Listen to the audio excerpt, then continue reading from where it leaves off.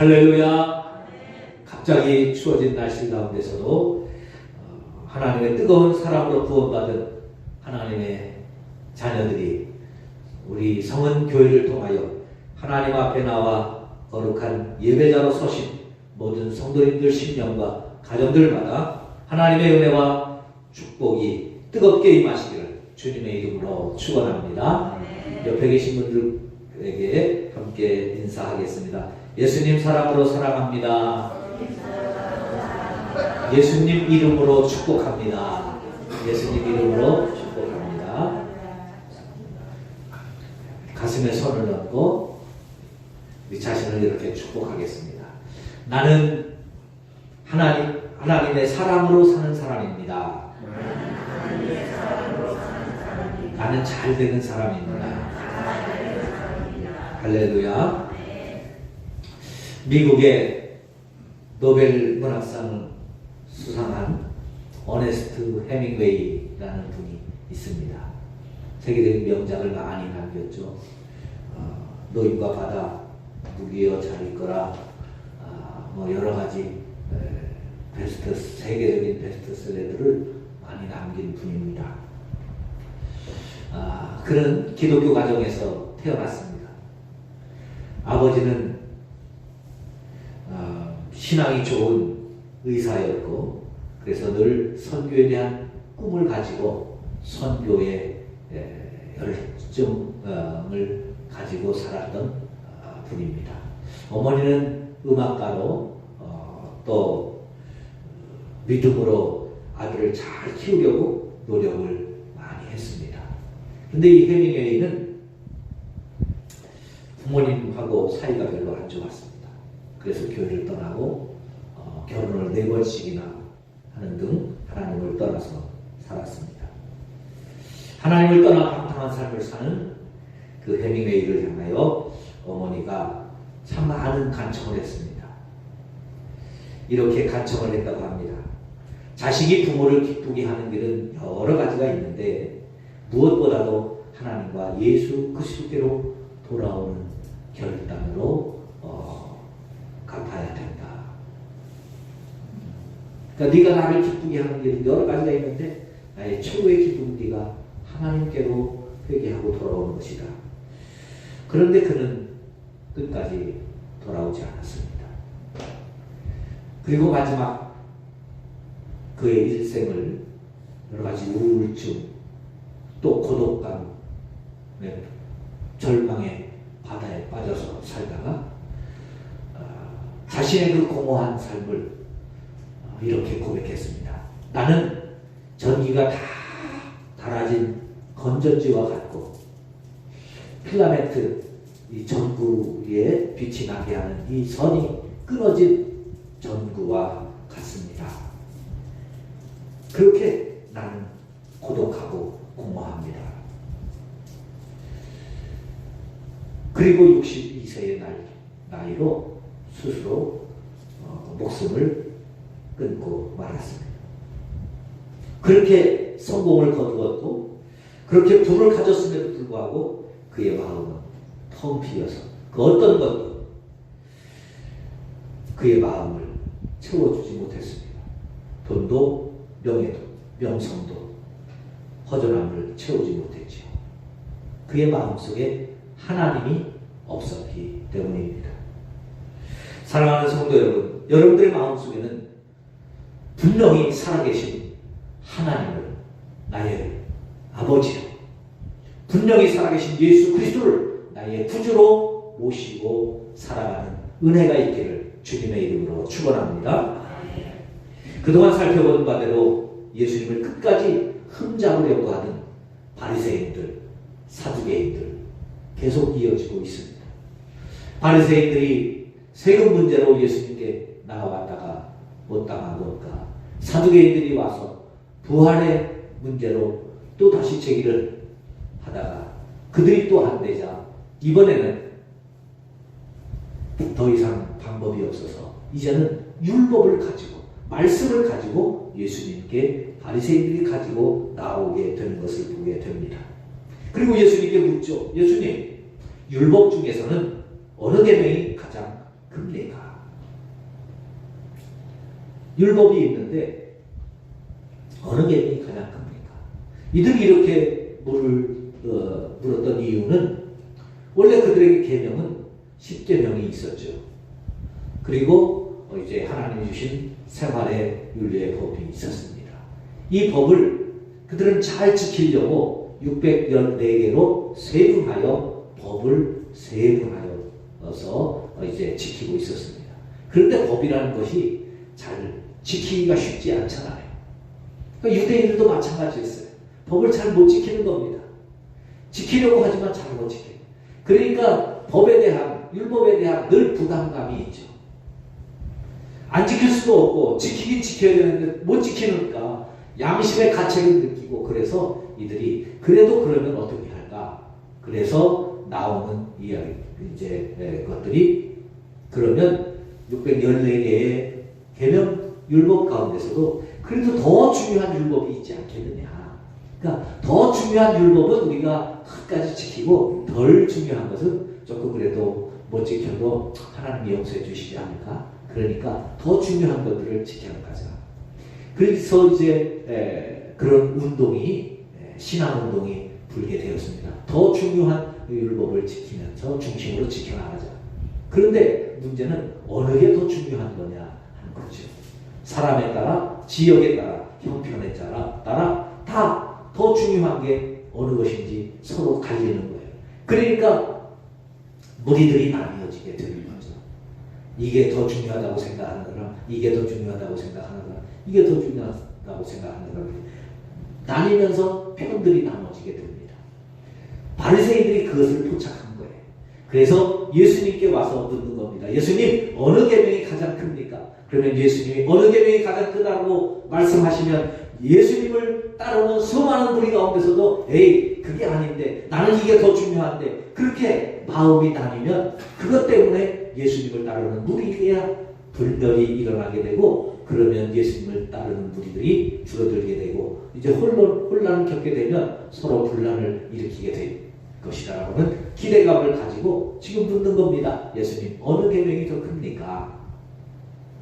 그랬을 때 예수님이 오늘 본문에서 이렇게 대답하시죠. 우리 10계명을 읽을 때도 말씀했습니다만 예수님께서 말씀합니다. 내 마음을 다하고 내 목숨을 다하고 내 뜻을 다하여 주 너의 하나님을 사랑하라 하셨으니 이게 첫째 되는 계명이다. 둘째는 첫째 계명과 똑같은데 내 이웃을 내 자신과 같이 사랑하라 하신 이거니라. 이것이 온 율법의 기본 정신이다. 근본 정신이다. 그렇게 말씀합니다. 예수님은 어떤 계명이라고 딱 하나 꺼주는 것이 아니라 율법의 기본 정신, 근본 정신, 그리고 그 중심을 말씀해 주면서 율법은 그렇게 지켜야 되는 것이지, 하나 지켰다고 어깨에 힘주고 내가 너보다 낫다, 내가 너보다 그래도 신앙이 이렇다, 내가 너보다 하나님 앞에 더 인정받고 받는 사람이다, 이런 것이 아니라는 것을 말씀해 주고 있습니다. 자, 이 과정을 통해서 오늘 우리가 배워야 될 교훈은 무엇일까요? 첫째로 우리는 하나님 앞에 거치는 자가 되지 말아야 되겠다는 겁니다. 한번 따라해 보실까요? 걸림돌이 되지 맙시다. 걸림돌이 되지 맙시다. 여러분 바리새인들은, 그리고 예수님께 찾아나오는 사두개인들은 어떤 사람들입니까 도대체? 그들은 하나님을 믿는 사람들이에요. 하나님을 그냥 믿는 사람들이 아닙니다. 하나님을 잘 믿는 사람들입니다. 바리새인들이 얼마나 믿음이 좋았는지 아세요? 하나님의 말씀에 순종하기 위하여 부단히 노력하는 사람들입니다. 하나님의 말씀에 순종하기 위해서 하루에 3번 이상 기도합니다. 일주일에 2번씩 금식합니다. 율법을 지키기 위해서 많은 노력을 기울입니다. 누가복음 18장 11절에서 바리새인이 하나님 앞에 고백하며 기도하는 것 들어보세요. 바리새인은 서서 따로 기도하여 이르되, 하나님, 나는 다른 사람들 곧 토색, 불의, 간음하는 사람들과 같이 아니하고 이 세리와도 같이 아니함을 감사하나이다. 나는 일주일에 2번씩 금식하고 소득의 11조를 드립니다. 하나님의 말씀대로 살기 위해서 하루에 3번씩 기도하고 일주일에 2번씩 기도하고 소득의 11조를 드리는데 얼만큼 드리냐? 제가 늘 강조하죠. 음식에 넣는 조미료까지도 계산해서 11조를 드립니다. 그러니 일상생활에서는 얼마나 조심하겠어요. 토색, 불의, 간음, 세상에 살면서 부정을 일으키지 않도록 하기 위해서 부단히 애를 쓰고 노력하고 철저하게 말씀대로 살아가는 사람들입니다.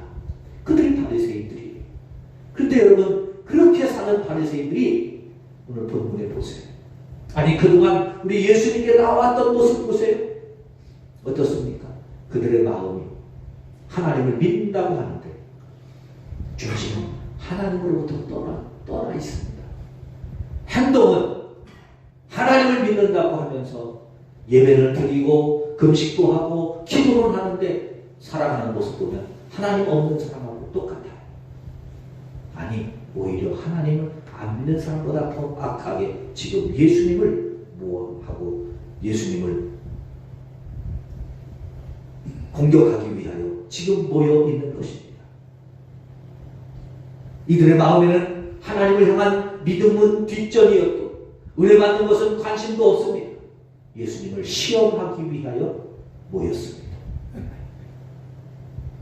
이게 이들이 하나님 앞에 나온 이유입니다. 기가 막히죠. 여러분들은 오늘 여기에 왜 나오셨습니까? 무엇을 위해서 나오셨습니까? 누구하고 싸우기 위해서 나오셨습니까?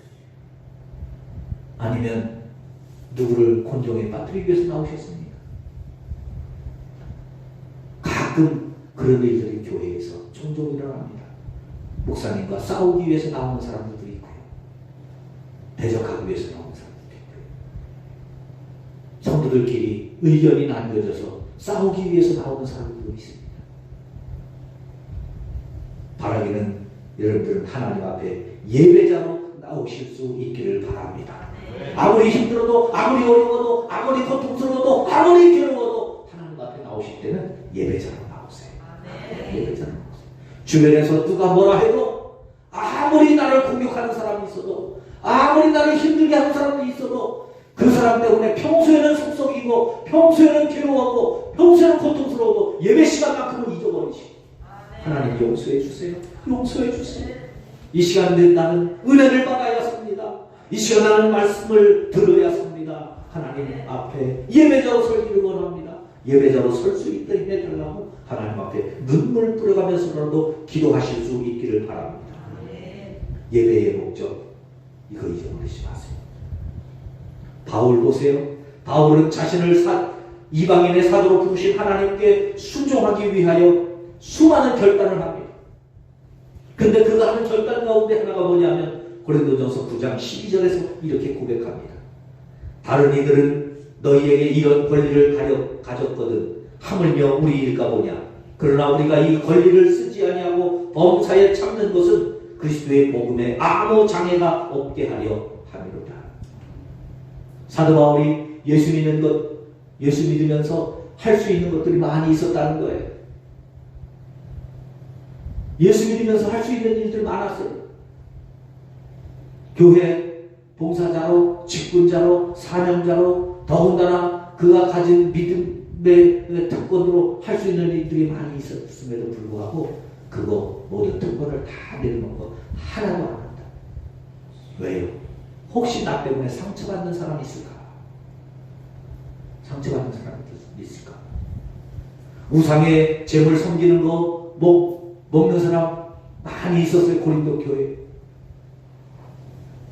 믿음이 있는 사람은 아무런 걱정이 없지요. 먹어도 되는 거예요. 문제 없어요.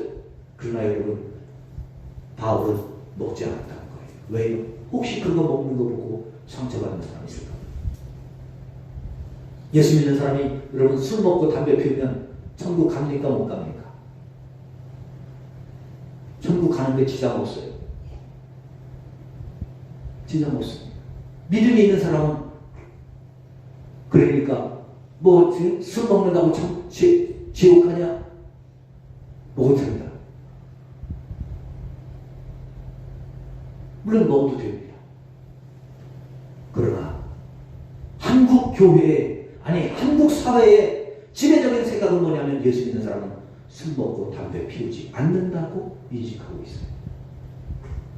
나는 괜찮은데 다른 사람이 상처받으면 안 되니까 그래서 안 먹는 거예요. 그래서 안 먹는 거예요. 사도 바울의 믿음이 주일날 한 번 빠진다고 여러분 지옥 갑니까? 아니죠.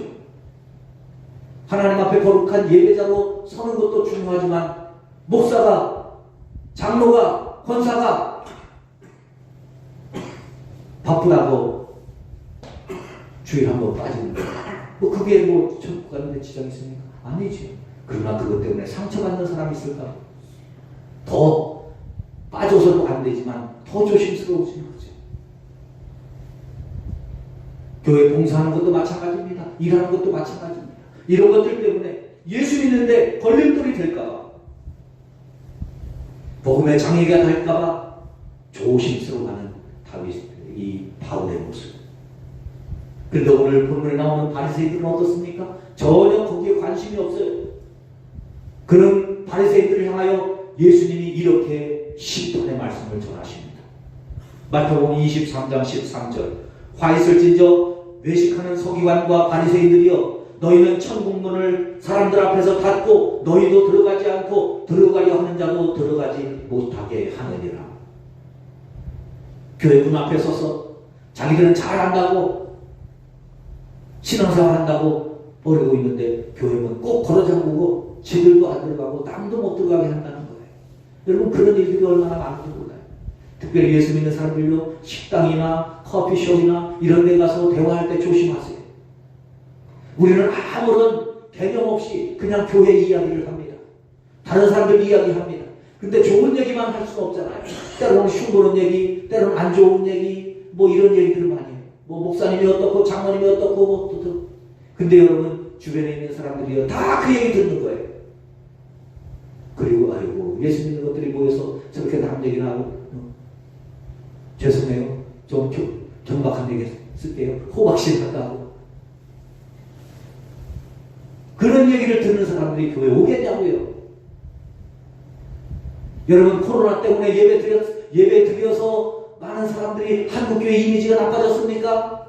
그럴 수 있어요. 그러나 여러분 여러분들이 식당에서 여러분들이 커피숍에서 한 이야기 때문에 한국교회 이미지가 훨씬 더 안 좋아졌어요. 우리는 그런 개념이 없어요. 그런 인식이 없어요. 바리새인들이 지금 자기들은 하나님을 위한다고 예수님을 공격하는데 그게 하나님을 위한 일이었냐? 아니요. 교회를 무너뜨리는 일이었어요. 복음을 무너뜨리는 일이었어요. 걸림돌이 되었어요. 오죽하면 주님께서 말씀하시겠어요? 화 있어요 진짜. 예수님은 한 영혼을 구원하시기 위하여 독생자의 자리를 버리시고 이 땅에 오셔서 온갖 멸시와 천대를 받아가시면서 십자가 위에서 죽으시면서 엘리 엘리 라마 사박다니 아버지 왜 나를 버리십니까? 이 정도의 고통을 당하시면서도 한 영혼 구원하시기 위하여 십자가를 감당하셨는데 소위 예수 믿는 사람들이라는 것이 하나님을 믿는다는 사람들이 그것도 지도자의 자리에 있다는 바리새인들이 말이죠.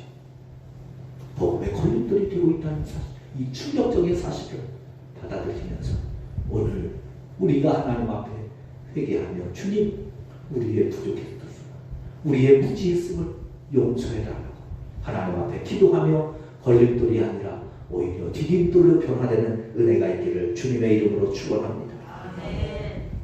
두 번째로 하나님을 사랑해야 된다는 겁니다. 여러분 하나님을 믿는 것은 하나님을 사랑하는 것입니다. 하나님을 믿는 것은 하나님을 사랑하셔야 됩니다. 예수님은 주 너의 하나님을 사랑하라 말씀하셨습니다. 주 너의 하나님을 사랑하라. 성경 속의 하나님이 아닙니다. 너의 하나님을 사랑하라. 여러분, 여러분에게 있어서 하나님은 누구십니까? 요즘은 수많은 사람들이 하나님을 믿고 있지만 하나님을 믿는다고 하지만 사실은 우리의 중심에 하나님은 하나님이 아니라 돈인 사람이 많아요. 만물인 사람이 많아요. 어떤 사람에게는 명예가 하나님이고 어떤 사람에게는 자존심이 하나님이에요. 그래서 자존심 건드리면 신앙이 의무가 없어요. 어떤 사람은 돈이 하나님이에요. 그래서 돈 앞에서는 하나님도 버립니다. 어떤 사람은 명예가 하나님이에요. 그래서 명예 앞에서 하나님도 버립니다. 우리나라 국회의원 300명 가운데 100명 이상이 기독교인인 거 아세요? 여러분, 그들이 정말로 하나님을 사랑하고 명예가 아니라 하나님을 사랑한다면, 하나님을 믿는다면 정치를 이렇게 하겠습니까? 저는 그들의 하나님이 바뀌지 않았나 그런 의심을 갖지 않을 수 없어요. 우리가 뭐 마음 좋게 그들 되게 할 형편이 아니잖아요. 솔직히 우리 자신을 돌아보자고요. 나에게 하나님은 누굽니까? 내가 사랑하는 하나님 뭡니까? 돈입니까? 가족은 아닙니까? 내 자식은 아닙니까? 내 명예는 아닙니까?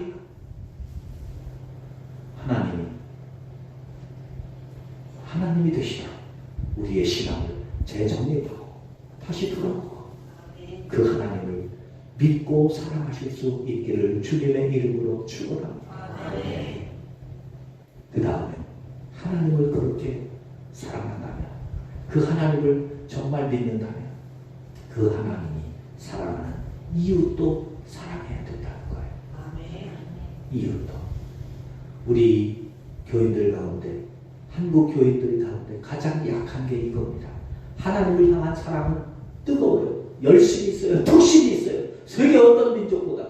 그래서 새벽 기도도 하고 저녁 기도도 하고 날마다 작정 기도도 하고, 우리 교회는 더군다나 다른 교회하고는 달라요.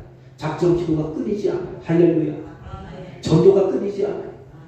우리 80 넘으신 권사님들이요, 새벽 기도 마치고 가면서 전도하기 위해서 건강 싹두고 가는, 무릎이 아파서 걷지도 못하는데, 잘 움직이지도 못하는데 아파트 한층 다니면서 집 앞에 앉아서 돌아다니는 사람들, 사람 만나는 사람들 찾아가서 복음 전하려고 애쓰는 그런 모습이에요. 여러분, 사람이 많아서 큰 교회가 아니에요. 큰 일을 하는 교회가 큰 교회입니다. 큰 일을 하는 교회가 큰 교회지. 그렇잖아요. 능력 있는 일을 하는 교회가 능력 있는 교회 아니겠어요? 하나님을 향한 열정은 뜨거운데,